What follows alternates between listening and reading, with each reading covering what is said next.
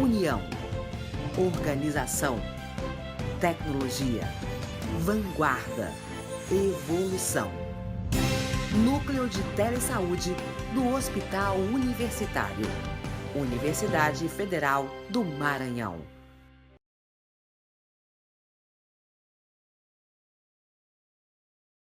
Tá bom. Bom, muito obrigada. É um prazer sempre estar aqui. Na verdade, eu gosto muito, podem chamar sempre. E hoje a gente vai falar um pouco da prevenção do câncer de mama na atenção básica. E, claro, a gente está no mês de Outubro Rosa, então tem tudo a ver. Provavelmente é por isso que essa palestra está sendo realizada agora, no mês de outubro, para a gente falar um pouquinho mais sobre esse tema e falar de forma científica, né? Não só aquilo que a gente ouve na televisão ou ouve as outras pessoas falando, mas entender como, de fato, essa prevenção pode ser realizada. Então, é bem importante a gente falar primeiro o que é o câncer. Na verdade, o câncer ele acontece a partir de uma divisão celular que tem um erro nesse material genético, né? Então, a gente sabe que as células normais elas têm um processo de divisão contínuo, a maioria das nossas células estão sempre se dividindo e as células mais jovens vão então repor as células mais antigas e nesse processo existe a duplicação do material genético e depois a separação dessas células e se acontecer algum erro nesse período de duplicação do material genético, em geral nós temos mecanismos muito eficientes para reparo do DNA celular. Entretanto, algumas mutações que possam acontecer, às vezes, elas podem passar despercebidas. Quando elas são avaliadas pelo próprio material genético e corrigidas, ok. Em algumas outras situações, as mutações podem levar a um processo de apoptose devido a um erro que é incompatível com a continuidade da vida daquela célula. Mas quando esse erro acontece e aquela célula continua viva, ela mantém uma capacidade de sobrevivência, ela se torna então uma célula que já não responde mais aos mecanismos de controle do material genético, aqueles mecanismos que controlam para que ela cresça somente dentro do necessário. E aí, a partir daí, eu tenho uma célula mutada e essa célula mutada, então, ela geralmente tem um ganho de multiplicação, um potencial maior de crescimento e acaba levando à formação de um tumor de células cancerígenas. Na mama, isso pode acontecer e então dá origem ao câncer de mama, que é o tema da nossa aula. Então, só falando um pouquinho da anatomia da mama, a mama ela fica localizada na parte anterior da parede torácica, né? A glândula da mama ela já nasce tanto nos meninos quanto nas meninas. E quando a gente nasce, o bebezinho ele não tem a glândula desenvolvida, ela está no seu estágio inicial, que é o estágio 1 do desenvolvimento da mama. E aí, quando a menina entra naquele período de puberdade, um pouco antes da adolescência, quando começa a ter efeito dos hormônios sexuais, os hormônios femininos, essa glândula começa então a se desenvolver. E aí ela vai passar pelos estágios do desenvolvimento da mama, o estágio 2, 3 e 4.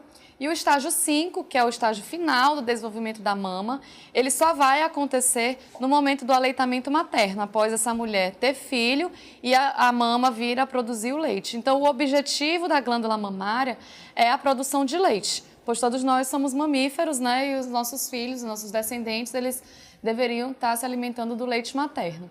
A glândula mamária, como a gente pode ver aqui na figura, ela é composta por um tecido que é o parênquima mamário, esse um pouco mais acinzentado aqui. E esse parênquima mamário, ele é dividido em lóbulos, que são estruturas maiores, e dentro desses lóbulos a gente tem os lóbulos mamários, e nesses lóbulos mamários estão as células que formam, que recobrem os ductos e os alvéolos que vão fazer a produção do leite, e aí eles vão ser eliminados, né, nesses ductos que vão se unir, e os ductos então eles vão sair aqui no mamilo, que é o bico do peito, então eu vou ter cerca de 5 a 12 ductos que têm saída ali no mamilo. Além do parênquima mamário, a gente também tem na formação da mama um tecido adiposo, um tecido gorduroso. Então, todo esse amarelinho aqui, ele acaba completando e preenchendo o restante da mama, além do parênquima mamário, tá? Então, a nossa mama, na verdade, ela é formada por glândula, mas também por gordura. E essa composição, ela vai mudando ao longo da vida. Então, a mulher, quando ela nasce, ela ainda não tem aquela glândula muito desenvolvida. Na verdade, a parede torácica anterior, tanto da mulher quanto do homem, mais cedo ela é reta, a gente não vê uma glândula.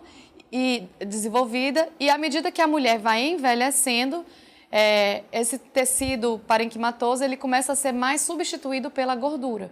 Então eu vou ter uma predominância maior da gordura do que do parênquima quando a mulher começa a entrar próximo da terceira idade, né, já a partir dos 40, 50 anos. Então eu vou ter um processo natural e fisiológico de lipossubstituição da mama. Tá?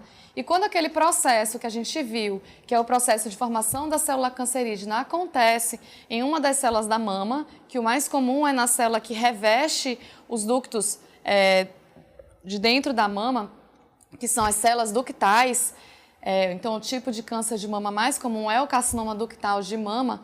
Quando isso acontece, aí eu tenho a formação do tumor da mama, como a gente pode ver aqui, uma lesão que aconteceu dentro do parênquima mamário.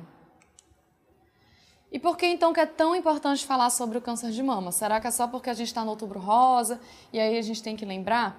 Né? Então, na verdade, o câncer de mama ele é muito importante porque ele é o câncer mais comum nas mulheres em todo o mundo. Então, todos esses países que estão pintados de rosa são países onde o câncer de mama é a primeira causa de câncer em mulheres, à exceção de alguns países que a gente vê onde o câncer de colo de útero é mais comum do que o câncer de mama, como acontece, por exemplo, aqui no estado do Maranhão, o que é uma realidade muito triste, porque, na verdade, não é que não exista o câncer de mama, mas o câncer de colo de útero, infelizmente, não foi prevenido e acabou ocupando o primeiro lugar. Mas, então, o câncer de mama, ele é o câncer mais comum em mulheres em todo o mundo e ele também é o câncer de maior mortalidade nas mulheres na maioria dos países do mundo, tá? Então, se a gente olhar nesse gráfico também, todos os países que estão em cor de rosa, a primeira causa de morte por câncer é o câncer de mama. Então, ele é a segunda causa de morte por câncer em mulheres no mundo inteiro, quando a gente avalia de uma forma global mesmo. E se a gente for avaliar os números em termos de tempo, uma mulher morre por câncer de mama a cada 68 segundos. Então, na verdade, a gente tem uma morte de uma mulher a cada 1 minuto, mais ou menos, por causa dessa doença. Então, daí, porque é tão importante a gente falar do câncer de mama e da sua prevenção. No Brasil, como a gente viu, o câncer de mama também é o câncer mais comum nas mulheres. São estimados quase 60 mil novos casos, de acordo com uma estimativa do Instituto Nacional de Câncer aqui para o nosso país em 2018, representando quase 30% de todos os casos de câncer nas mulheres no país, no Brasil. No Maranhão, nós temos uma estimativa de 720 casos novos de câncer de mama no ano de 2018, com quase 300 casos acontecendo em São Luís. E aí vem a pergunta, quem precisa se prevenir contra o câncer de mama? E, na verdade, eu incluí essa pergunta recentemente nas minhas aulas, porque acho que a principal questão é que, às vezes, a gente ouve tanto falar do Outubro Rosa, mas a gente não individualiza e não pensa que aquilo pode acontecer com a gente, né? Então, eu acho que é importante a gente tentar pensar quem são essas mulheres que precisam se prevenir contra o câncer de mama. E aí, para a gente entender isso, eu faço essa pergunta, qual é o principal fator de risco para o câncer de mama? Será que a partir desse questionamento a gente vai entender quem são as pessoas que precisam se prevenir? E, na verdade, o principal fator de risco para o câncer de mama é ser mulher. Então, é uma coisa, parece até muito boba, né? Eu fiz essa pergunta em alguns outros momentos onde eu estive conversando com pessoas que estavam participando de aulas, inclusive em escolas, e parece muito óbvio, né? Ser mulher, claro, o câncer de mama dá em mulher, mas, na verdade, o câncer de mama ele também pode acontecer em homem, até porque o homem tem a glândula mamária também, ela só não é desenvolvida e ele também não possui os hormônios femininos que vão estimular e vai passar por todo aquele processo cíclico mensal que a mulher passa. Então, a mulher tem um risco muito maior de câncer de mama, 100 vezes ou mais maior do que o risco do homem.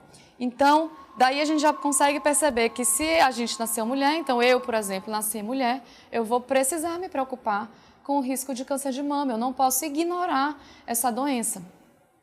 E qual seria, então, o segundo principal fator de risco para o câncer de mama? Já que muitas pessoas podem estar achando que isso que eu falei é tão óbvio, né, que não vale a pena a gente pensar. Então, na verdade, o segundo principal fator de risco para o câncer de mama é a idade. Né? Então, quanto mais velha eu ficar, maior o risco de desenvolver essa doença. As taxas de mortalidade aumentam a partir dos 50 anos. E se a gente pensar que todos nós estamos ficando mais velhos a cada dia, a tendência é que, se a gente viver, o nosso risco de câncer de mama vai aumentar.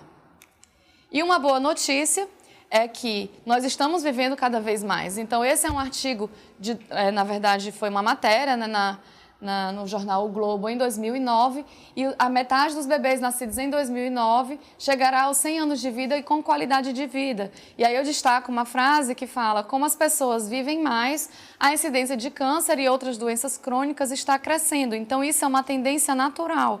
Então eu não posso pensar que se a medicina avançar, as pessoas vão parar de ter câncer de mama. Na verdade, se a gente continuar envelhecendo, e o envelhecimento é um processo advindo dessa melhoria da medicina, das melhores condições de vida, do saneamento básico e da cura de outras doenças que antes matavam muito e impediam que a gente avançasse na idade, essas doenças elas vão aumentar em frequência e a tendência é que o câncer de mama continue acontecendo. E aí, então, qual seria o principal sintoma do câncer de mama com o qual eu preciso me preocupar? E aí, essa pergunta também é uma pegadinha, porque, na verdade, a gente precisa entender que o câncer ele é uma doença silenciosa. Então, eu deveria me preocupar com o câncer independente de sintomas. Até porque, na maioria das vezes, o câncer ele vai existir e ele só vai causar sintomas quando ele já estiver em uma fase um pouco mais avançada. Então, o ideal é que, se toda mulher tem o risco de desenvolver o câncer de mama, e se quanto mais velha ela fica, maior esse risco, e a gente já sabe que a mortalidade aumenta a partir dos 50 anos, e o câncer é uma doença silenciosa, eu não tenho que me preocupar em fazer a prevenção só em algumas mulheres, todas precisam, e eu preciso fazer mesmo naquelas que não têm sintomas. Mas o nódulo na mama é o principal sintoma do câncer de mama. Entretanto, nem todo nódulo na mama é um câncer. E esse gráfico ele mostra como, inclusive, acontece essa evolução que em mulheres mais jovens, aqui dos 15 aos 30 anos, o principal tipo de nódulo na mama é um nódulo caracteristicamente benigno, que não tem risco o fibroadenoma, ele não se transforma em um nódulo maligno, ele é um nódulo benigno que não precisa, inclusive, ser removido, exceto em situações em que talvez ele esteja crescendo, causando alguma complicação, dor local, uma assimetria, desconforto naquela mulher, mas geralmente mulheres que têm a tendência a ter um fibroadenoma, elas desenvolvem outros, então na verdade é quase como se a gente estivesse, digamos assim, catando milho e tirar um não vai impedir que outros surjam e ele não é uma lesão de risco, tá? Entretanto, à medida que as mulheres aumentam de idade, os nódulos começam a ter outras características. Então, a partir dos 30 anos, eu começo a ter um aumento da incidência de surgimento de cistos na mama. E também nem todo cisto é um câncer. Na verdade, a maioria dos cistos e os cistos simples não são associados com malignidade. Mas aumenta também essa curva aqui de aumento um pouco mais lento, mais progressivo, aumenta os casos de nódulos que são realmente câncer. Então, como a gente vê, isso aqui é um aumento que acontece enquanto a mulher estiver viva, essa curva ela é ascendente, e aí a chance de um nódulo na mama ser um câncer é maior. E se a gente falar, então, dos 12 sintomas do câncer de mama, então, na verdade, não só o nódulo é um sinal de câncer, é um sinal ou sintoma. Mas, de novo, nem todo nódulo é câncer. Então, existem outras alterações que precisam levantar, né, a gente abrir os olhos para pensar se tem alguma coisa errada acontecendo. Então, por exemplo, a presença de um sulco ou um afundamento na mama precisa ser avaliado, né? A presença de erosão na pele ou feridinhas na pele da mama que não cicatrizam, uma vermelhidão, ardor na mama, nem sempre isso é um câncer, tá?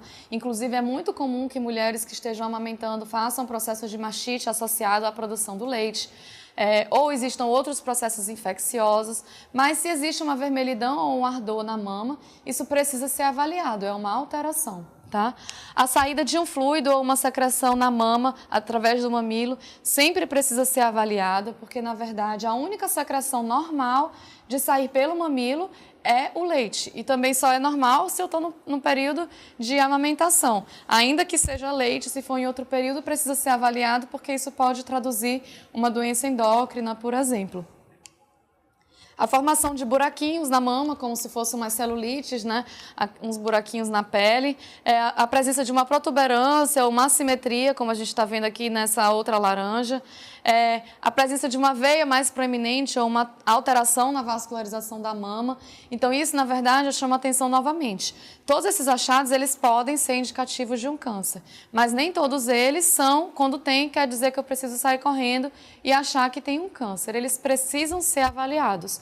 E todos eles também, é muito importante lembrar que eles são mais importantes à medida em que eles são achados novos. Então, por exemplo, como a gente vai ver nesse outro sintoma aqui, que é o afundamento do mamilo ou a retração do mamilo, o bico do peito da mulher, que geralmente é virado para fora, ele acaba ficando achatado ou mesmo invertido, virado para dentro, isso precisa ser avaliado. Mas tem mulheres que têm o bico do peito virado para dentro de forma fisiológica. Então, aquela mulher que sempre teve o bico do peito virado para dentro, isso é normal dela. Tá? Mas se é uma mulher que tem o bico do peito normal, é o mais comum, viradinho para fora, com aquela proeminência que é próprio para o aleitamento materno, e em algum momento esse bico começou a ficar achatado e inverteu, daí eu preciso avaliar o que está acontecendo, né? Então, como eu já falei, uma assimetria, uma pele que a gente chama pele em casca de laranja, então uma pele mais alaranjada ou avermelhada, geralmente ela está mais espessada e às vezes ela está começando a formar aqueles buraquinhos como se fosse de celulite também. Mas é muito importante a gente ver esse último sintoma aqui, ó, que é, na verdade, um nódulo interno, como ele descreve, ou seja, não existe sintoma. E a grande maioria das mulheres, principalmente se a gente fizer o diagnóstico precoce, o ideal é que elas sejam diagnosticadas em uma fase assintomática, ou seja, nesse momento que não há nada aparecendo na mama. Tá? Então, só para a gente exemplificar um pouco desses sinais e sintomas, então aqui eu tenho uma foto de uma mama que tem uma assimetria bastante proeminente, a gente consegue ver, né, dá quase para a gente pensar que realmente tem uma área mais endurecida nessa mama, com uma diferença importante de tamanho. Então, isso é um câncer de mama já bastante avançado. Nessa outra mama aqui, se eu fizer só a inspeção, eu já consigo ver que já tem uma alteração aqui, né, o bico do peito todo, a areola inteira dela já está um pouco mais lateralizada, está assimétrica, e aqui embaixo eu já consigo ver também uma área de assimetria. Essa mama aqui, ela tem umas áreas de ferimento na mama, não sei se está dando para ver, né? E também a pele dela já está um pouco mais avermelhada. Esse bico do peito tem uma alteração com uma erosão, precisa ser avaliado também. Todos esses casos que eu estou mostrando são de diagnósticos de câncer, tá? Mas nem toda alteração no bico do peito, como por exemplo aquele bico do peito que descama, necessariamente é um câncer. Porém, ele precisa ser avaliado, porque isso é um sinal que precisa ser feita uma investigação apropriada por um médico especializado nisso. Eu posso ter lesões que às vezes crescem e fazem até o que a gente chama de automastectomia, né? Nesse caso aqui a mama dela ainda existe, né? Mas em muitos casos a mama diminui muito de tamanho porque o tumor toma conta da mama e aí às vezes ele vai necrosando e a mama vai diminuindo. Então aqui o bico do peito dessa mulher já está praticamente todo destruído pela lesão. E aqui eu tenho uma foto de um mamilo que está aplanado. Ele ainda não está completamente invertido, mas ele já está retraído, puxado para dentro. E a gente consegue perceber também que tem uma área mais avantajada aqui. A mama está um pouquinho mais endurecida, né, e proeminente. Então, se a gente voltar lá nos fatores de risco que a gente estava conversando, na verdade, existem fatores de risco modificáveis e fatores de risco não modificáveis. E aí eu vou falar primeiro dos não modificáveis. Como eu já mencionei, ser mulher é o primeiro e o principal fator de risco. Então, pronto, é definido antes da gente nascer, né? Se a gente é mulher, a gente tem um risco de câncer de mama.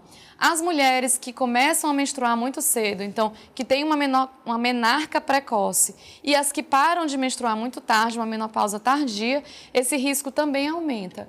O risco com a menstruação precoce ele é maior, na verdade, para mulheres que começaram a menstruar antes dos 10 anos. E aí tem outros fatores que eu também não posso mudar, que é a minha história familiar e a presença de uma mutação genética. Mas é importante sempre lembrar que a mutação genética ela só acontece em cerca de 5% das mulheres que têm o diagnóstico de câncer. certo? Então, eu não preciso esperar haver um risco de histórico familiar ou a presença de uma mutação genética na família ou naquela mulher para que ela faça a prevenção do câncer. Mas, professora, a senhora falou no começo da aula que todo câncer ele vem de uma mutação no material genético. Essa mutação da célula, ela não é uma mutação genética, como a gente está se referindo aqui, tá?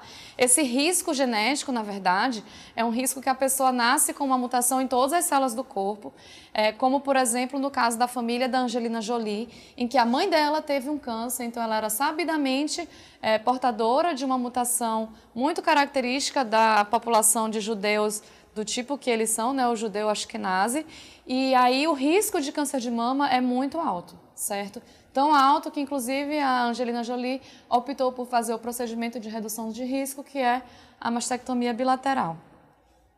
Mas só para a gente diferenciar que a mutação genética é um fator de risco muito pequeno, tá? Na verdade, quando eu tenho, ele é um fator de risco grande, mas ele está presente em uma porcentagem muito pequena da população. E os fatores de risco modificáveis, então aqui é onde eu consigo atuar. E o primeiro que eu coloquei aqui são os fatores de risco modificáveis, que teoricamente são mais fáceis da gente mudar, né? Que são relacionados ao nosso estilo de vida e hábitos saudáveis. Então, a obesidade, o sedentarismo, a má alimentação, o tabagismo e o etilismo. E esses fatores de risco, se eles forem modificados, eles podem evitar cerca de 30% a 40% dos cânceres de mama e, na verdade, vários outros tipos de câncer, além de outras doenças. Outros fatores de risco modificáveis, mas que talvez pela vida... a nossa vida atual talvez não seja tão fácil assim de modificar, né? Não ter filhos é um fator de risco. Ter filhos já mais tardiamente, após os 35 anos, também é considerado um fator de risco para o câncer de mama. Assim como não amamentar, na verdade, a amamentação ela é um fator protetor e fazer a reposição hormonal. Então, é importante a gente saber que existem casos de indicação de reposição hormonal, indicação científica que mulheres precisam fazer a reposição hormonal ou que os benefícios dessa reposição são maiores do que o risco. Mas a gente ainda vê muitos profissionais de saúde que recomendam a reposição hormonal de forma rotineira para todas as mulheres que entram na menopausa, certo? E aí, com todos esses fatores de risco, a gente até pensa assim, nossa, é quase impossível eu não ter um câncer de mama, né? Porque eu não consegui amamentar, eu já tive filho tarde, ou então eu não consegui engravidar, ou então eu não tenho tempo para fazer atividade física. Então, na verdade, os fatores de risco, eles têm um impacto, mas eles não são uma sentença. Então, não é porque eu não consegui ter filhos que eu vou obrigatoriamente ter câncer de mama. E aí, para a gente entender um pouco melhor isso... Bom, em primeiro lugar, falar que a maioria das mulheres não apresentam fatores de risco, certo? Quando eu recebo as mulheres no meu consultório, elas geralmente têm essa queixa quase, né? Poxa, doutora, mas na minha família não tem nenhum caso de câncer de mama. Eu faço tudo certinho, eu me alimento uma alimentação saudável, eu faço atividade física, eu amamentei meus filhos, eu não fumo, eu não bebo. Por que eu tive esse câncer de mama? Então é importante a gente entender que mais de 70% das mulheres que têm câncer de mama não apresentam nenhum dos fatores de risco que a gente conhece. Então, se a gente somar isso com o fato de que todas as mulheres estão em risco, né, e que as mulheres que têm o câncer, muitas delas não têm fatores de risco, a gente entende mais ainda a importância de que todas as mulheres sejam submetidas à prevenção do câncer de mama. E aí eu ia trazer, mas acho que acabei não colocando, umas tabelas para falar da importância de cada um daqueles fatores de risco que eu mencionei. Então, na verdade, eles aumentam um pouco o meu risco, certo? Então, por exemplo, se eu amamentar, eu vou ter um risco menor de câncer de mama, mas também não garante que só porque eu amamentei eu não vou ter câncer de mama. Assim como se eu tive filhos mais tarde, porque, por exemplo, no meu caso pessoal, eu fiz faculdade, depois eu casei, me estabilizei, não consegui ter filhos logo que eu quis, demorou um pouquinho por X motivos. Então, quer dizer que eu vou ter câncer de mama? Não. O meu risco ele é um pouco maior se eu comparar com as mulheres que tiveram filho mais cedo. Assim como o risco de quem não amamentou é um pouco maior comparado com o risco daquela mulher que amamentou por mais tempo e amamentou diversos filhos. Certo? E esses fatores de risco, muitos deles estão relacionados com o fato de múltiplas repetições do ciclo menstrual da mulher. Então, quando a gente viu lá, eu vou voltar aqui os slides para a gente lembrar enquanto eu falo, que a menstruação mais precoce e a parada da menstruação mais tardia, no caso a menopausa, ele aumenta o número de vezes que aquela mulher é exposta ao seu ciclo menstrual e às mudanças hormonais que acontecem nesse período. Então, toda vez que a mulher está no seu ciclo, acontecem aquelas mudanças em que geralmente a glândula mamária ela aumenta um pouquinho, fica mais engurgitada, algumas mulheres sentem dor e depois que ela menstrua acaba tendo uma redução do volume mamário. Né? Isso porque sofre uma influência dos hormônios que são modificados durante esse período. Já as mulheres que não têm filhos, elas têm esses ciclos menstruais acontecendo mais vezes ao longo da vida. Então, hoje, mesmo as mulheres que têm filhos, elas costumam ter menos filhos do que antigamente, certo? Então, a gente vive mais e a gente tem menos filhos. Então, eu passo mais tempo tendo exposição do meu tecido mamário, que é sensível aos hormônios. Eles são expostos às flutuações, às variações do meu próprio hormônio. Então, esse é um fator de risco, né, que é intrínseco e não tem como a gente modificar. E que está relacionado ao fato da gente ser mulher e relacionado ao fato de que todos esses outros fatores estão associados, muitos deles, né? Ter filhos mais tardiamente. O que acontece é que eu completo aquele desenvolvimento total da glândula mamária de forma mais tardia. E por mais que a mama esteja desenvolvida, a célula imatura, que ainda não atingiu aquele quinto estágio de maturação da mama, que é o estágio completo, ela é um pouco mais suscetível aos efeitos de possíveis erros de DNA, né? E um pouco mais suscetível a desenvolver uma neoplasia. Mas se a gente lembrar, então, que a maioria das mulheres não apresentam fatores de risco para o câncer de mama, como que eu vou identificar quem são as mulheres em uma população, né, numa multidão de mulheres que tem esse risco? Então, a gente já falou que, na verdade, eu não tenho como separar quem são as mulheres que podem ter o câncer e dizer, não, você não vai ter câncer, então você não precisa se preocupar com isso. Mas como que eu vou fazer para identificar essas mulheres? Então, na verdade, eu tenho que fazer o rastreamento, certo? E o rastreamento, ele é exatamente avaliar uma população assintomática. Isso para qualquer tipo de rastreamento que a gente vai fazer. Eu vou avaliar uma população assintomática, eu vou definir quem é a minha população de risco para aquela doença que eu estou pretendendo rastrear e vou definir qual é o exame apropriado para ser usado nesse rastreamento, que precisa ser um exame de baixo risco e de boa sensibilidade para a detecção da alteração que eu pretendo encontrar, certo? E aí, no caso do câncer de mama, a gente vai falar um pouquinho sobre a detecção precoce do câncer. E aí eu encontrei em alguns relatos, principalmente em algumas coisas americanas, falando sobre os 3 passos para o plano de detecção precoce do câncer de mama.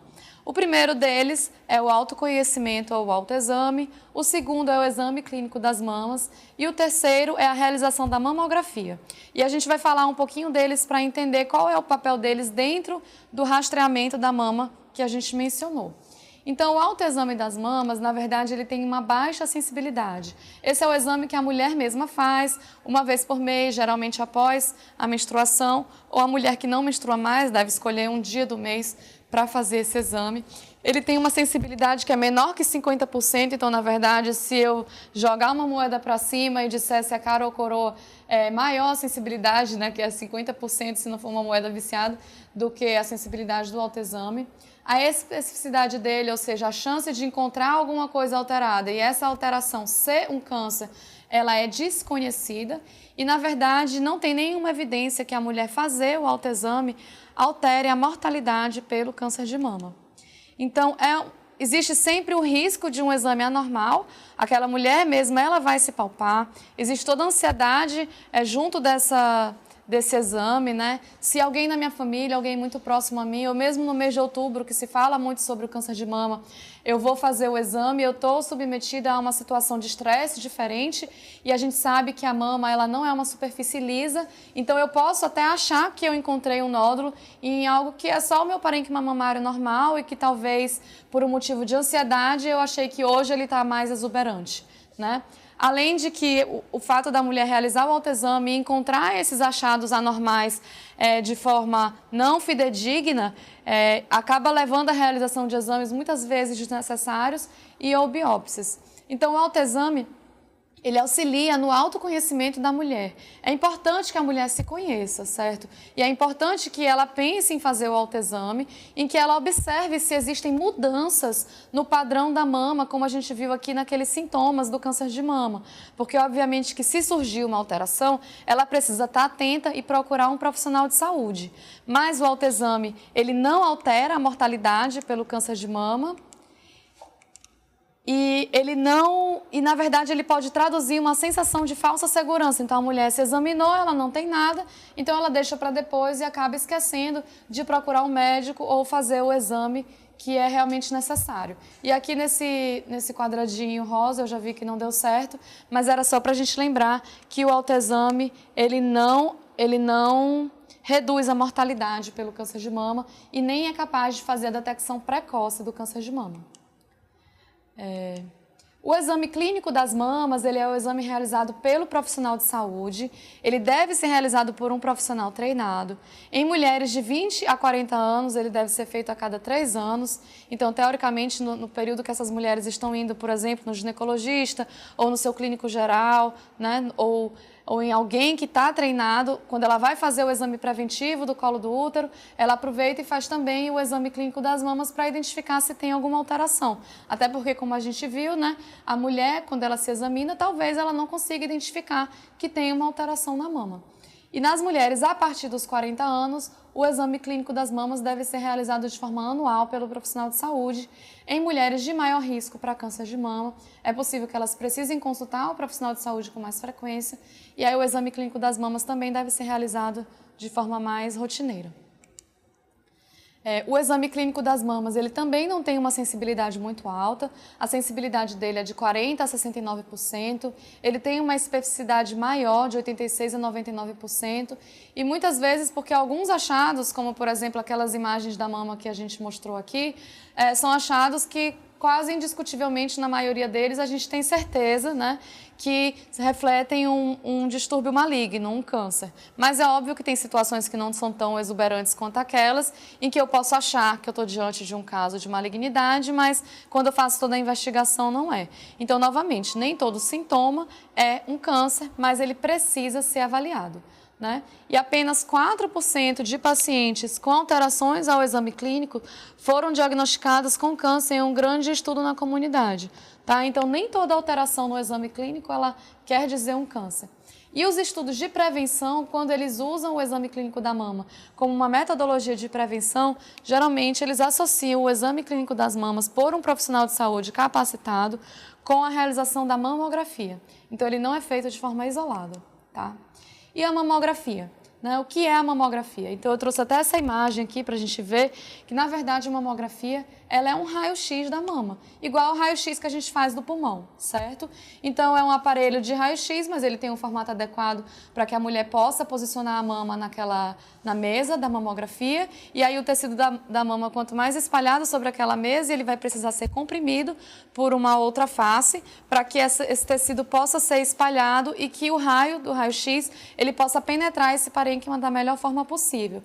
Então, como a gente vê aqui nessa imagem, eu tenho uma mistura de áreas pretas com áreas brancas, certo? E as áreas brancas, elas são tanto áreas relacionadas à glândula da mama, quanto alterações que podem estar relacionadas a um tumor. Por exemplo, aqui nessa imagem a gente vê isso, certo? Mas quanto mais lipossubstituída for a mama, ou seja, quanto mais gordura eu tiver na mama, mais pretinha ela vai estar, e aí eu vou conseguir identificar uma alteração branca. E eu não vou ter uma mama toda branca em que o nódulo nem aparece, certo? E aí a mamografia ela tem uma sensibilidade que é bastante variável, ela varia ali de 56% até 95%, ou seja, nem sempre que a mulher tiver um câncer a mamografia é capaz de identificá-lo.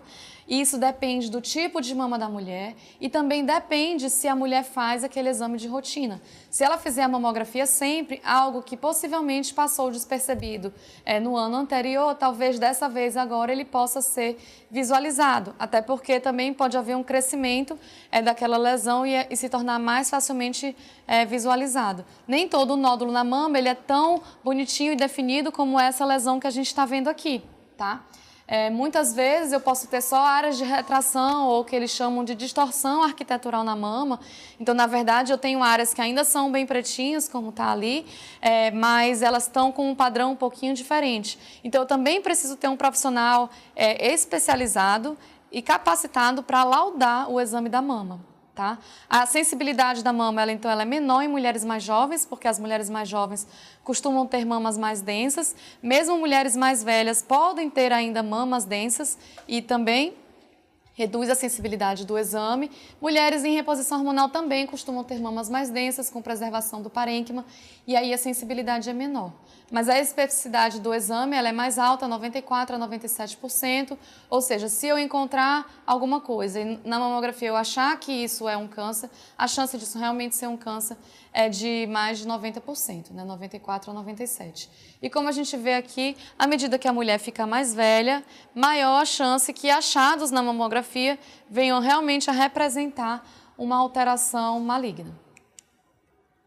A maioria dos estudos de rastreamento que utilizaram a mamografia, eles envolveram mulheres de 50 a 69 anos, tá? Porque, como a gente viu, a mortalidade por câncer de mama aumenta nas mulheres a partir dos 50 anos. Em mulheres mais jovens, a mamografia é menos sensível porque a mama costuma ser mais densa.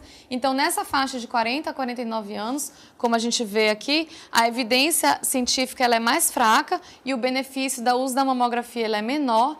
Eu tenho uma menor prevalência também, ou seja, menos casos de câncer nessa população mais jovem, além das mamas mais densas, e o intervalo para rastreamento ele não é bem definido. Então, não existem tantos estudos realizados nessa população de mulheres, tá?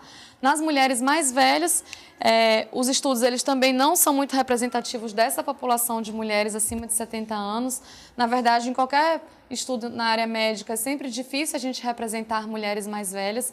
Inclusive, se a gente pensar que os estudos iniciais de rastreamento, e aí era quando ele não era feito, quando ele começou para mostrar se existia benefício ou não, isso várias décadas atrás, talvez mulheres mais velhas, as de 70 anos, que hoje estão bem, elas podiam já estar muito idosas e talvez não tinham outras comorbidades, não tinham nem tanta capacidade de comparecer para um estudo desse. Então, elas acabaram sendo subrepresentadas nas amostras dos estudos, tá?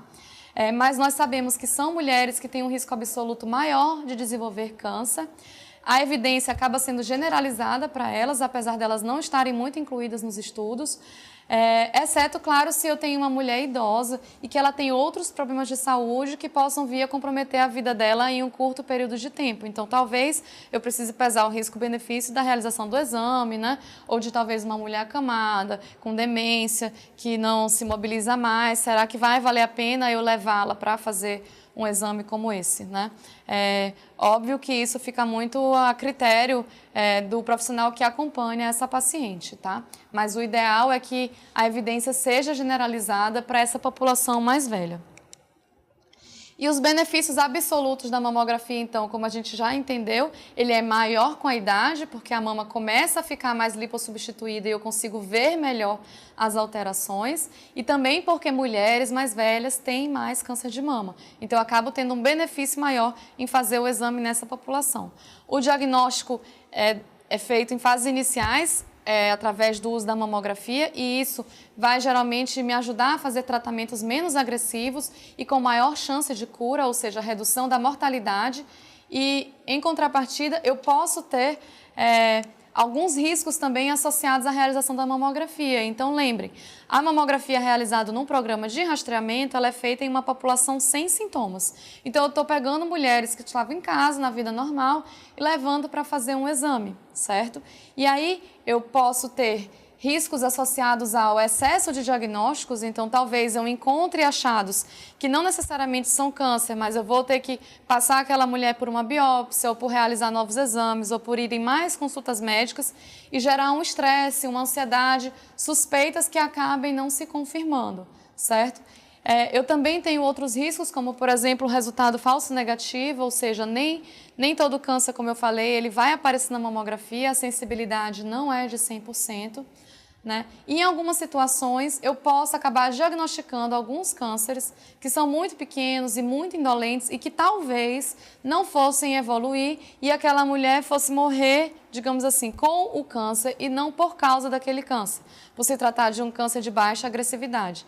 Entretanto, isso a gente não tem como identificar. E através dos estudos de rastreamento com a mamografia, já foi comprovado cientificamente que o benefício da mamografia de rastreamento ele é muito superior a qualquer risco que possam advir da sua implementação. E aqui eu tinha também, novamente, não deu muito certo a animação da apresentação, era para dizer que o risco associado à exposição da radiação, na verdade, ele não existe, tá? Porque muitas mulheres falam isso, eu tenho medo de fazer o exame de forma repetida, porque eu vou estar irradiando minha mama, e isso vai acabar aumentando o meu risco de ter câncer. Só que isso é um mito. E nós, como profissionais da saúde, precisamos desmistificar essa crença popular. É um exame de raio-x, no rastreamento são feitas 2 incidências em cada mama. A exposição à radiação ela é muito pequena e não existe um aumento do risco associado à realização da mamografia de forma rotineira. Pelo contrário, existe uma redução de risco de mortalidade nessas mulheres. Então, como eu falei que as mamas mais densas elas têm uma sensibilidade menor, eu trouxe aqui esse slide só para a gente falar sobre isso, que a sensibilidade da mamografia ela é de 30% a 48% nas mulheres que têm mamas muito densas.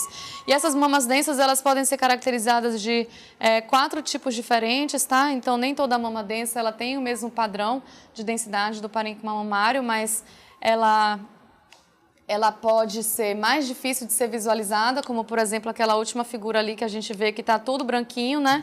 Até uma mama mais lipossubstituída, como é essa primeira aqui. E aqui eu vou conseguir identificar com muito mais facilidade uma alteração nesse exame. As mamas mais densas eu vou ter um índice de falso negativo maior, de 5% a 15%, e nesses casos existe uma recomendação para realizar a ultrassonografia de mama complementar. Tá? Aí, nesses casos, a ultrassonografia ela é obrigatória. E outros melhoramentos, né, novas tecnologias na mamografia, eles acabam ajudando a diminuir um pouco essa baixa sensibilidade da mamografia nos casos de mamas densas. Mas então, qual é a recomendação do Instituto Nacional do Câncer e do Ministério da Saúde para a realização do rastreamento do câncer de mama na população de risco padrão, ou seja, nas mulheres de forma geral? As mulheres entre 50 e 69 anos devem fazer a mamografia a cada 2 anos, certo? Essa é a recomendação do Ministério da Saúde e que está disponibilizado pelo Instituto do Câncer também.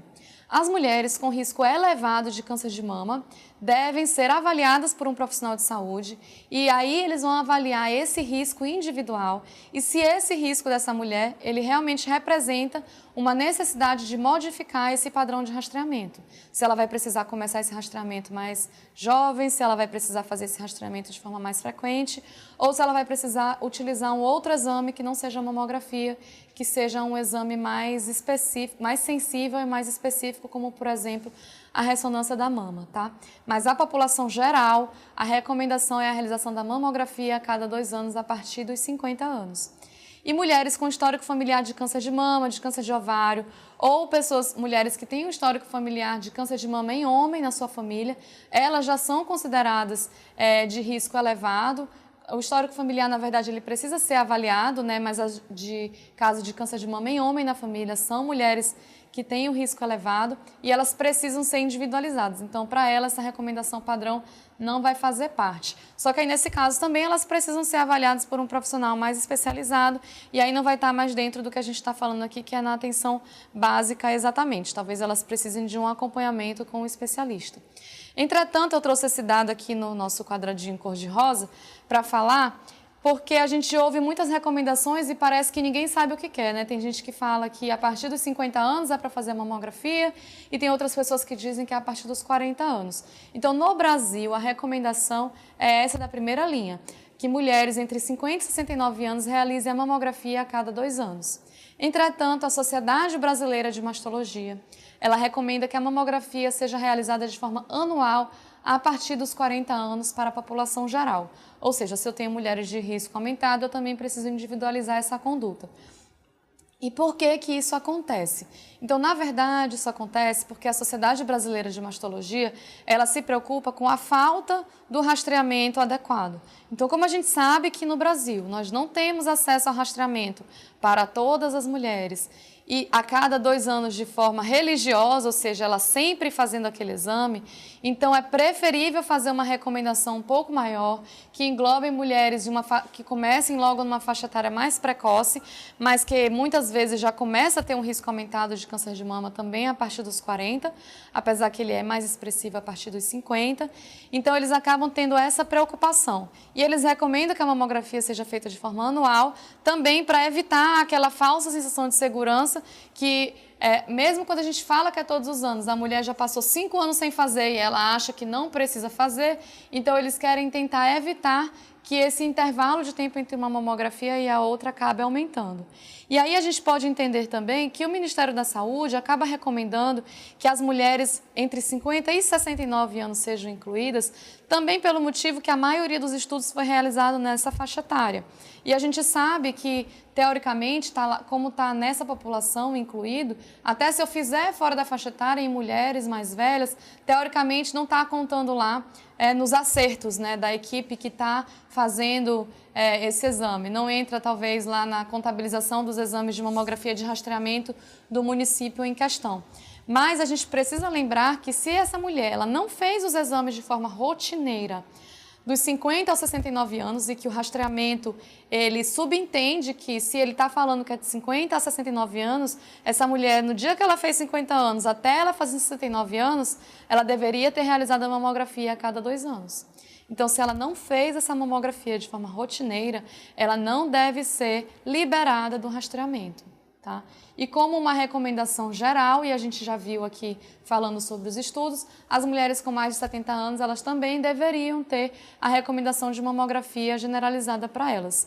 Só que como o Ministério da Saúde não recomenda, ele utiliza essa faixa etária dos 50 aos 69 anos, a recomendação é que pelo menos aquelas mulheres acima dos 69 anos, mas que não vinham fazendo o rastreamento de forma regular, elas não sejam dispensadas, elas precisam sim fazer a mamografia para ter certeza que está tudo bem. E aí, o que acontece se eu fizer o rastreamento de forma adequada? Então, se eu fizer o autoexame da mama apenas, ou seja, se eu esperar que aquela mulher detecte o nódulo na mama por ela mesma, talvez eu vou ter a situação que todas elas cheguem aqui com aqueles casos já muito avançados de câncer de mama, como, por exemplo, eu mostrei nas imagens. Então, aqui eu coloquei essas bolinhas para a gente entender que se eu for esperar que o autoexame da mama detecte o câncer, eu vou ter um nódulo muito maior na palpação daquela mulher que encontrou o nódulo, né? Muitas vezes nódulos de 5 até 8 centímetros, mas quando ela chega no consultório, ela fala, foi semana passada que isso aqui apareceu. E a gente sabe que o tumor não cresce de um dia para o outro. Pouquíssimos tipos de câncer, em especial poucos tipos de câncer de mama, crescem muito rapidamente. Na maioria das vezes, esse tumor já estava lá há vários e vários anos e ele podia ter sido detectado em uma fase muito mais precoce através do exame de rastreamento. Se essa mulher faz o exame clínico das mamas de forma rotineira, com um profissional de saúde capacitado, ele consegue detectar esse nódulo em uma fase um pouco mais inicial, mas também em uma fase ainda mais avançada do que a gente conseguiria identificar se ela fizesse a mamografia e mais ainda do que se ela fizesse uma mamografia de rotina. Então, a mulher que faz a mamografia de forma regular, dentro daquele período que é recomendado, a cada 2 anos pela recomendação do Ministério da Saúde, ou se a gente for seguir a recomendação da Sociedade Brasileira de Mastologia todos os anos, a gente consegue detectar lesões muito menores, como a gente pode ver. Claro que essas imagens aqui, elas são subjetivas, né? Não quer dizer que é exatamente daquele tamanho. Mas, por exemplo, a mulher, se ela mesma está se examinando, talvez ela só consiga detectar um nódulo que já está do tamanho de uma laranja, por exemplo. Quando ela vai no médico, talvez ele conseguisse detectar um nódulo, vamos supor, do tamanho de um limão. Se ela faz uma mamografia, ela conseguiria encontrar do tamanho de uma uva, que é muito menor, né? Mas se ela fizesse todos os anos de forma regular, talvez ela conseguisse encontrar um carocinho de milho, que é uma coisa muito menor e que vai ser tratada de forma muito mais fácil, tanto pela cirurgia e talvez sem a necessidade de tratamentos complementares. Tá? Então, a gente já entendeu que o rastreamento ele possibilita a detecção de um câncer mais precoce. E esse gráfico ele mostra para a gente como é a sobrevida relacionada ao tamanho do câncer no momento do diagnóstico. Então, mulheres que tinham um tumor menor que 1 centímetro no momento do diagnóstico, elas têm uma sobrevida maior do que 90%, enquanto mulheres que tinham tumores maiores que 5 centímetros ao diagnóstico, elas têm uma sobrevida ao longo de 10, 15 anos, que chega ali a menos de 40%, 20% relacionados ao diagnóstico do câncer de mama. Então, quanto maior o tumor, menor a minha sobrevida, e aí já deu para entender que a gente realmente precisa fazer o diagnóstico precoce. E só para enfatizar, o autoexame, ele não substitui a mamografia. Ele não é capaz de fazer o diagnóstico precoce. Tá? Então, a gente tem que levar sempre essa notícia e falar disso para as mulheres, porque corre muito na sociedade, mesmo nas mídias, e em muitas campanhas, inclusive do Outubro Rosa, que são feitas por aí, elas acabam fazendo uma apologia ao autoexame da mama. As pessoas fazem isso com boa intenção, mas na verdade porque elas não sabem que o ideal mesmo era a gente promover a mamografia e não o autoexame da mama. E além disso, um item que eu sempre gosto de falar é que fazer a mamografia também não resolve nada se essa mulher não for buscar o resultado do exame da mama ou se ela não receber esse resultado e se ele não for avaliado juntamente com o profissional de saúde, certo? Porque ainda que a mamografia não dê nada, se ela tem uma alteração na mama que precisa ser investigada, pode ser que ela precise fazer um exame a mais, um exame complementar. Ou, por exemplo, se ela tem mamas densas e a mamografia não foi capaz de encontrar alguma coisa, então veio lá como um resultado aparentemente normal, mas o médico, o profissional de saúde que vai avaliar esse exame, vai identificar que as mamas dela eram muito densas e que ela precisa de um exame complementar, daí ele vai avisá-la que ela precisa fazer esse exame a mais. Então, em resumo, toda mulher deve fazer a mamografia todos os anos, a partir dos 40 anos, independente dos sintomas. Essa é a recomendação da Sociedade Brasileira de Mastologia. E como que é feito o diagnóstico do câncer de mama? Então, se ela precisar, se ela tiver algum achado, ela vai fazer um exame complementar de acordo com a indicação, né? E aí eu posso precisar lançar mão desses exames complementares, como a gente falou do ultrassom da mama, ou já partir para a realização de uma biópsia, em caso de exames ou achados suspeitos. A punção para biópsia é um procedimento simples, geralmente é feita uma anestesia local, com uma agulha mais fina, a agulha de anestesia, e aí é utilizada uma agulha mais grossa, então a biópsia da mama ela deve ser realizada por essa agulha grossa, que é chamada core, e aí ela vai remover um pequeno fragmento que vai ser depois analisado no microscópio pelo médico patologista. E aí ele vai conseguir avaliar se essas células que foram removidas dessa lesão suspeita da mama, se elas representam um tumor ou não. Então aqui a gente consegue ver, né, que na verdade o filamento que ele é retirado de dentro da alteração da mama, ele é um filamento bem pequenininho, que naquela última foto a gente vê que ele é bem fininho, menor até do que uma minhoquinha. Próximo. Mas ele vai trazer material que vai ser avaliado no microscópio, tá? E aí, para definir o tratamento, primeiro eu vou ter que ter a confirmação diagnóstica a partir da biópsia, e aí eu vou fazer a avaliação de algumas características, tanto do tumor quanto do paciente, para que eu possa definir qual é a minha melhor estratégia de tratamento. Então, eu vou avaliar o tamanho do tumor, se tem a presença de linfonodos invadidos, a agressividade daquele tumor, a taxa de crescimento. Então, existem várias características que são levadas em consideração, e o câncer de mama, só com esse nome, câncer de mama, ele não quer dizer muita coisa. Ele tem como se fosse nome, sobrenome, subtipos e algumas outras características que precisam ser consideradas para que o médico, no caso o oncologista, o mastologista e o radioterapeuta possam definir a programação de tratamento. Mas, além disso, eu vou precisar avaliar características do paciente. Então, por exemplo, um paciente muito idoso, claro que não é a idade especificamente que vai condicionar o tratamento que eu vou fazer, mas um paciente muito idoso, muitas vezes, ele tem condições clínicas inadequadas ou mais debilitadas para tolerar um tratamento mais agressivo. Então, eu posso precisar reduzir o tipo de tratamento ou pelo menos ajustar esse tratamento para um paciente mais debilitado, né? Tem também a escolha pessoal do paciente, que mesmo que eu queira oferecer o melhor tratamento disponível, ele pode de repente optar por fazer um tratamento diferente, né? E sempre eu vou ter que levar em consideração questões de qualidade de vida, porque o objetivo de qualquer tratamento é que o paciente fique melhor, fique bem, né? Muitas vezes essa mulher que foi diagnosticada, como por exemplo no caso de uma lesão assintomática, ela não tem sintoma nenhum, então eu vou fazer um tratamento, mas sempre pensando na qualidade de vida, tanto agora como no futuro.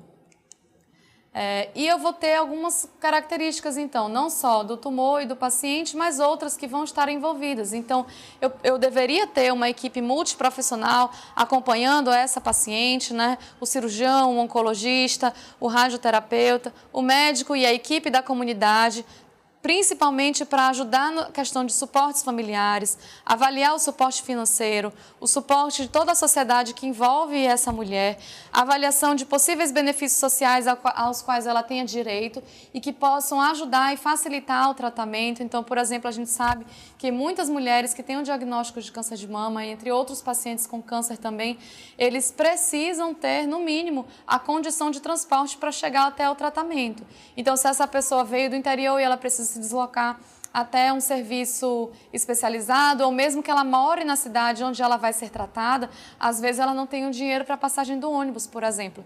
E aí a gente precisa conseguir garantir que toda essa estrutura que envolve não só as características do tumor do paciente, mas a estrutura ao redor dessa mulher esteja em uma condição que possibilite que o tratamento seja realizado. E aí, se a gente falar dos principais pilares do tratamento do câncer de mama, o principal deles é a cirurgia. Todos os cânceres de mama que são diagnosticados em fase inicial ou em estágios mais precoces, ainda sem a doença metastática, geralmente o nosso tratamento ele tem um intuito curativo e o tratamento que cura o câncer de mama é a cirurgia, certo? Então, por isso que as mulheres, quando a gente está falando de tratamento curativo, a gente precisa falar em cirurgia. Entretanto, a gente sabe que operar, nem sempre a doença fica curada. Muitas vezes a doença volta. E aí, ao longo de várias décadas, né, foi se falando, então, o que eu posso fazer para complementar esse tratamento e aumentar as minhas chances de cura. Então, surgiram esses tratamentos complementares. Um dos mais falados é a quimioterapia, que ele é recomendado para muitos casos que fazem a cirurgia, pode ser recomendado antes ou após a cirurgia. Eu tenho também a radioterapia, e é importante a gente falar que com o advento da radioterapia, isso possibilitou que não fosse necessário fazer a cirurgia radical de retirada de toda a mama em todas as mulheres. Tá? Então, claro, ainda existe indicação de fazer mastectomia com a retirada de toda a mama, mas se é possível cirurgicamente remover apenas uma parte da mama e preservar o resto do tecido mamário, a radioterapia precisa ser utilizada para tratar o resto daquela mama, para que haja segurança e que realmente não tenha um risco maior da doença voltar naquela mama que foi preservada. Então, a gente pode dizer que a cirurgia mastectomia, que é a retirada completa da mama, ela é igual a eu fazer uma cirurgia conservadora com a radioterapia. Isso é já para falar porque eu sei que muitas pessoas têm a dúvida se é melhor eu tirar logo a mama inteira porque eu vou ter uma chance maior de ficar curada.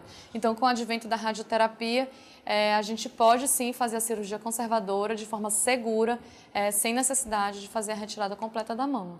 Eu tenho também a hormonioterapia, que na verdade, diferente do que o nome pode parecer, eu não estou fazendo uma reposição hormonal, pelo contrário, eu estou fazendo um bloqueio hormonal, impedindo que os hormônios daquela mulher possam continuar estimulando células de câncer que ainda estejam presentes no corpo, no organismo, né? Ou em regiões da mama, ou mesmo que estejam circulando pelo sangue, no fígado, nos ossos, no pulmão, no cérebro. Então, o câncer são células mutadas que não respeitam mais os limites tanto de crescimento quanto os limites de localização. E muitas vezes essas células elas podem se desgarrar do local primário, que é a mama, e elas podem ir para os linfonodos, que são os gânglios linfáticos da axila, mas de lá elas podem partir para outros lugares, para os tecidos do corpo. E aí essa hormonioterapia, assim como a quimioterapia, ela vai ser capaz de, digamos assim, dizimar essas células que estão por outros locais ou impedir que elas cresçam e aumentar a chance de cura das mulheres. Além disso, hoje é muito falado sobre as terapias-alvo. No caso do câncer de mama, a terapia-alvo mais utilizada é a terapia anti-HER2, que assim como os receptores hormonais, que podem estar presentes na célula do câncer de mama, existe esse outro receptor que acontece em 15 a 20% dos casos de câncer de mama, que é o HER2, e existe um anticorpo contra esse receptor. Então, esses tratamentos eles vão ser avaliados, como a gente viu ali, de acordo com as características do tumor, as características do paciente, e de acordo com os tratamentos que forem sendo realizados, eu posso precisar acrescentar mais algum ou não, como, por exemplo, a radioterapia, que ela pode depender do tipo de cirurgia que foi realizada. E aí aqui eu trouxe só alguns tipos de cirurgia para a gente ter esse entendimento, que quando as cirurgias do câncer de mama iniciaram, elas eram cirurgias mais mutilantes, né? Era a cirurgia de Halsted, que é essa primeira que a gente está vendo, em que era removida toda a mama da paciente, era removida também a musculatura peitoral, era feito o esvaziamento axilar completo, e isso fazia um oco axilar muito grande, né? Ficava o fundo lá na axila, onde tinha os linfonodos e a gordura axilar, e aumentava muito o risco de linfedema, aquele braço que fica inchado pela retirada dos gânglios linfáticos. Isso ainda é um risco, porém ele foi muito reduzido com as cirurgias mais conservadoras, né? Então a gente pode ver já esse logo ao nosso lado ali, é a cirurgia de Madden, que é a mastectomia, mas que aqui já não há mais a retirada da musculatura peitoral, porque por um certo tempo os cirurgiões entendiam que quanto mais tumor e mais tecido eu tirar, maior a minha chance de cura. Como eu falei, não foi isso que aconteceu e foi identificado que eu posso fazer cirurgias mais conservadoras, desde que eu tenha uma cirurgia com margens oncológicas adequadas, certo? E aí eu vou lançar mão de tratamentos complementares quando eles forem indicados. E hoje nós temos cirurgias que são realizadas e muitas vezes os aspectos estéticos da cirurgia eles são tão satisfatórios que eles podem parecer até uma cirurgia plástica, mas na verdade são cirurgias para o tratamento do câncer e que geralmente no câncer de mama tradicional, daquele que eu falei que é o mais comum, é feito a dissecção ou a retirada dos linfonodos, ainda que não sejam todos, mas são retirados alguns, então isso agrega um pouco de risco, né? Mas essa paciente, por exemplo, ela fez a retirada apenas de um quadrante da mama que tinha a lesão maligna e em seguida foi feita uma mamoplastia para que essa mama ficasse esteticamente mais bonita e foi feita uma simetrização, ou seja, para que a mama do outro lado ficasse semelhante. Eu tive aqui, nesse caso, uma mulher em que a areola e o mamilo não puderam ser preservados e eu foi preciso retirar uma parte da pele dessa mama e aí para fechar a cirurgia precisou rodar um retalho de tecido das costas, né? Então houve um retalho do grande dorsal e foi colocado prótese na mama operada. Essa mulher ela já fez uma mastectomia bilateral e aqui também foi preservado as areolas e os mamilos e colocado prótese nas duas mamas. Aqui nesse caso eu tive uma mastectomia unilateral com prótese e uma prótese de aumento na outra mama para que elas pudessem ficar do mesmo tamanho, certo? E é importante a gente falar que é assegurado pelo SUS a reconstrução da mama. Então o SUS ele tem um repasse para que seja realizada a reconstrução e a compra das próteses. A gente sabe que esse repasse ele não é muitas vezes suficiente realmente para custear 100% a compra da prótese, apesar dele existir, mas é lei, ele deve ser assegurado. E o Estado do Maranhão, em um levantamento da literatura que foi feito em 2013, ele foi o estado com o maior índice de reconstrução de mama em mulheres que foram mastectomizadas por decorrência do câncer. Então isso é um motivo de muito orgulho nosso, significa que lá na frente, né, no tratamento do câncer, nós estamos indo bem.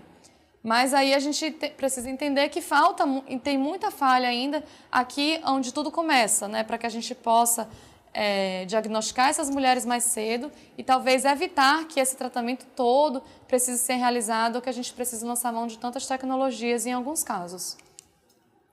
E quais os nossos maiores desafios, então, para a prevenção do câncer de mama? Bom, então, o maior desafio é o acesso ao rastreamento, né? Como eu falei, ele precisa ser feito. O Ministério da Saúde ele recomenda para ser realizado entre 50 e 69 anos. Então, é uma recomendação menor do que a recomendação que é feita pela Sociedade Brasileira de Mastologia. Mas o resumo é que não é feito de forma adequada. Então, é por isso que a gente não consegue reduzir a mortalidade do câncer de mama na nossa população, porque a gente não está fazendo o diagnóstico precoce. Eu preciso equipar as regiões para que elas tenham aparelhos de mamografia. Em São Luís nós temos 7 a 8 mamógrafos, né? Então nós acabamos tendo um mamógrafo para cada 240 mil mulheres na faixa etária da realização da mamografia. E tem muita falta de mamógrafo, em especial no interior. E muitas vezes a gente tem o aparelho de mamografia, mas a gente tem dificuldade de acesso à marcação, ou então acabam as senhas do sistema de saúde, porque ele não consegue custear um número adequado de exames, ou então às vezes o aparelho está ocioso e a mulher não vai em busca desse exame, né? Ou às vezes a gente tem um aparelho que está em manutenção, então ainda que eu tenha aparelhos em quantidade suficiente para realizar o exame, eu preciso garantir toda uma estratégia de gestão por trás da utilização desse recurso. Além disso, eu preciso que essas mulheres elas tenham acesso à informação da importância do rastreamento e ao agendamento dessa mamografia. Então, eu preciso que essa mulher saiba que ela tem que fazer o rastreamento. Ela precisa saber que mesmo que ela pense que ela não tem um risco de câncer de mama, porque na família dela nunca teve, ela é mulher. E se ela está na faixa etária de risco, ela tem que fazer o rastreamento, é o recomendado para ela. E, de novo, essas mulheres, elas são assintomáticas, certo? Então, talvez para ela não seja a coisa mais importante ela fazer um exame de rastreamento. Eu preciso ter uma ação direta dos agentes comunitários que convoquem essas mulheres para realizar esse exame, que acompanhem, já chegou, já deu 2 anos daquele último exame, está na hora da gente fazer de novo. E esse agendamento ele tem que ser facilitado.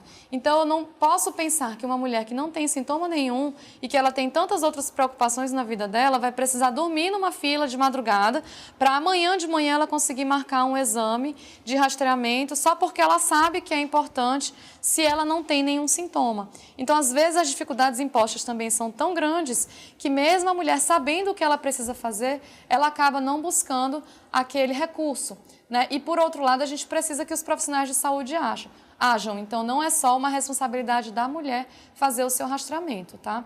E eu preciso ter acesso ao atendimento. Então, eu preciso que a minha equipe de saúde esteja treinada para orientar essas mulheres, para acompanhar se elas estão fazendo o exame, se elas estão indo buscar o resultado do exame, se elas já viram esse resultado junto com o profissional de saúde, se elas já foram orientadas a partir dali.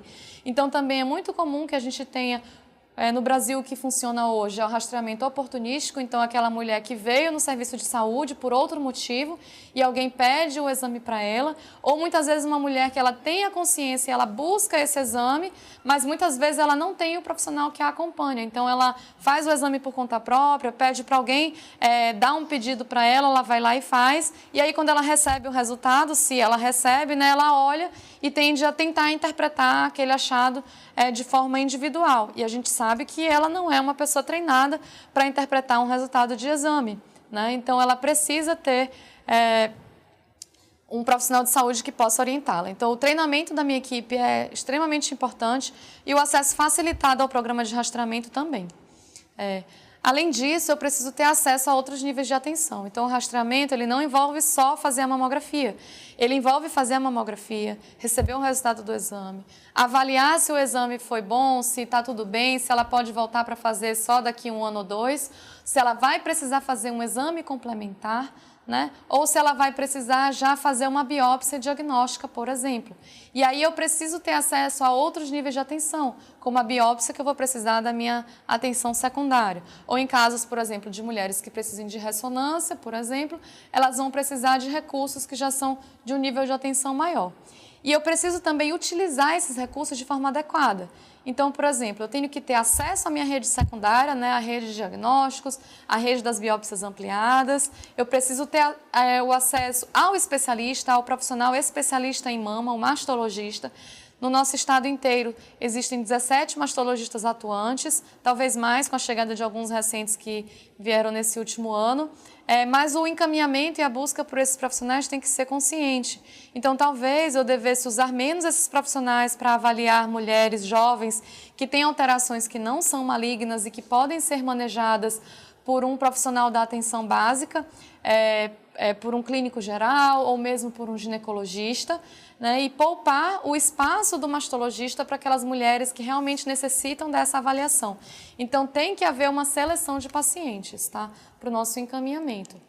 E a rede terciária, que já é a rede do tratamento, ela deveria receber pacientes já diagnosticados com a biópsia. Então, tudo isso ter sido feito na atenção primária e na atenção secundária. E a gente sabe que muitas vezes esse paciente chega com um exame alterado ou com um achado de exame físico que é assustador e acabam sendo avaliadas de forma inicial já na atenção terciária. Então, eu preciso que esse acesso ele exista, que o encaminhamento e a transferência de um nível de atenção para outro ele aconteça. Os níveis de atenção terciária, eles precisam de investimento também para que eu possa garantir os recursos do tratamento. E depois eu preciso, eu já estou falando agora de um outro passo que não é mais do diagnóstico, mas eu preciso que essas mulheres que foram tratadas na atenção terciária e ficaram bem depois de 5, 10 anos, elas precisam ser reinseridas na atenção primária e voltar o seu acompanhamento com a mamografia e o seu acompanhamento geral dentro do acompanhamento populacional, porque o risco delas também já vai voltar a ser o mesmo risco da população geral. Então, como mensagem final, o que eu quero que todo mundo tenha entendido dessa apresentação é que o câncer de mama ele é uma doença sem preconceito. Tá? Então, tirando o fato que ele tem um certo preconceito contra os homens e o principal fator de risco para o câncer de mama é ser mulher, todas as mulheres estão em risco para o câncer de mama. A maioria das mulheres com câncer de mama não apresentam fatores de risco. Então, eu não preciso esperar eu ter uma história familiar ou eu ter qualquer um daqueles fatores de risco, se eu começar a pensar que eu tive filho jovem, amamentei e tal, e pensar que eu não tenho risco. Eu tenho. E as mulheres que eu olhar e que eu atender, eu também tenho que orientar isso para elas. E fica bem mais fácil, foi um número que eu não coloquei na aula, mas entender que 1 em cada 8 mulheres, se elas viverem até os 85 anos, e a gente viu que a nossa população está vivendo mais, 1 em cada 8 mulheres vai apresentar um diagnóstico de câncer de mama. Então, eu preciso que as nossas mulheres façam o exame de rastreamento. O rastreamento ele é recomendado para todas as mulheres assintomáticas a partir dos 50 anos. Essa é a recomendação do Ministério da Saúde e ele deve ser realizado a cada 2 anos. As mulheres de risco aumentado, elas devem ser avaliadas por um profissional capacitado para que esse risco seja individualizado. Existem tabelas de avaliação de risco e em algumas situações de risco elevado, elas podem ter um padrão de rastreamento recomendado diferente desse da mamografia. O profissional de saúde que atende essa mulher, ele deve transmitir confiança, avaliar adequadamente os resultados do exame dessa mulher e também orientá-las adequadamente, tanto sobre a ausência de achados, sobre a presença de achados e sobre a conduta, o próximo passo, para onde ela vai ser encaminhada. E o ideal é que quando ela está inserida dentro de um programa de rastreamento, exista um acompanhamento, para eu garantir que aquela mulher com um exame alterado realmente foi lá e deu sequência na investigação até eu saber se realmente era um câncer e caso seja que ele seja tratado, ou se não for, que ela volte para o rastreamento. E só relembrando, a mamografia é o único exame que reduz a mortalidade do câncer de mama. E ela não é substituída pelo autoexame ou pela realização de um ultrassom, certo? Então, o ultrassom ele pode ser complementar, mas ele não substitui a mamografia. E o rastreamento, ele só tem resultados satisfatórios se ele for realizado em toda a população de risco e seguindo o sequenciamento adequado, ou seja, feito todos os anos de acordo com a recomendação e na hora que eu tiver um achado, eu preciso que esse achado seja avaliado. Se ele não for avaliado, se ela não tiver acesso ao diagnóstico e ao tratamento, se essa rede de cuidados demorar ou ela falhar em algum momento, eu não vou conseguir reduzir a mortalidade dessa mulher. E eu trouxe essa frase aqui para a gente pensar, né? Todo mundo sabe que o cigarro mata e mesmo assim as pessoas continuam fumando. Por que que isso acontece? Porque, na verdade, a informação sozinha, ela não promove o cuidado em saúde adequado e ela não promove o rastreamento. Então, a gente não pode culpar a mulher que ela sabe que o câncer de mama precisa ser prevenido e que ela não faz o rastreamento, porque, na verdade, o sistema de saúde deveria oferecer formas facilitadoras para que ela chegasse até esse rastreamento, para que ela fosse convocada para realizar esse rastreamento e que ela fosse acompanhada em todo esse processo na presença de uma alteração que precisa ser investigada mais a fundo e depois encaminhada. Então, nós, profissionais de saúde, precisamos tomar a frente da saúde da nossa população, promover o rastreamento e a consciência sobre a importância do autocuidado na população. Mas esse é um papel nosso, certo? A conscientização que tanto se fala, como a gente viu, ela não promove melhoria em saúde, a não ser que ela esteja associada a atitudes, né? a fatos, a fazer alguma coisa. Então, o que eu sempre falo é que a gente precisa fazer diferente do que está sendo feito hoje para que a gente possa fazer a diferença, né? E no caso do rastreamento, se a gente fizesse o rastreamento certinho, a gente podia só fazer mais do mesmo, mas como a gente ainda está fazendo um rastreamento que é inadequado, a gente precisa mudar a nossa realidade para fazer a diferença na vida dessas mulheres. E se a gente tiver o diagnóstico precoce, o nosso caminho até o sucesso, ele é mais curto e muito mais certo, né? Muito obrigada.